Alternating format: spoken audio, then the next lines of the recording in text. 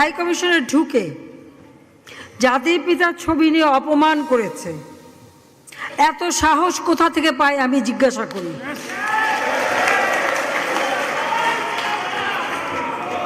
আমি জানি না আমাদের হাই কমিশনে এখন কারা বসেছিল এবং তারা সেখানে কিছুই করতে পারলো না কেন, সেটাও বড় প্রশ্ন।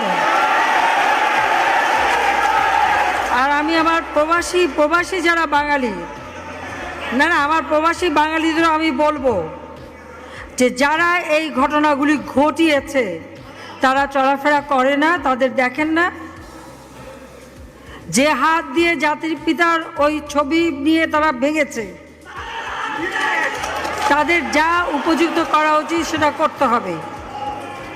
কারণ জাতির পিতার নাম মুছে ফেলার চেষ্টা করা হয়েছিল, তো তারিখ যেহেতু দূরের কথা, ওর বাপ তো চেষ্টা করেছিল এই নাম মুছতে, ওর বাপও চেষ্টা করেছে, মাও চেষ্টা করেছে। তারা কি পেয়েছে নাম মুছতে? পারে নাই। ইতিহাস কখনো কেউ চাপা দিতে পারে না। আর জাতির পিতা তার 7 মার্চে ভাষণে বলে গেছে যে বাঙালিকে কেউ দাবায় রাখতে পারবে না, পারে নাই দাবায় রাখতে। তা আজকে এত বড় দুঃসাহস হয়ে যায়। হ্যাঁ, আমি প্রধানমন্ত্রী এসে আমারটা যা করুক ওটা আমি কিছু মনে করি না, কিন্তু যিনি আমাদের জাতির পিতা, যার আইন আছে, সেখানে হাত দেবে এত সাহস কোত্থেকে পেল?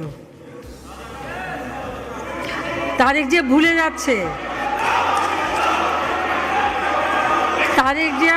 যাচ্ছে যে তার মা দুর্নীতি করে জেলে গেছে।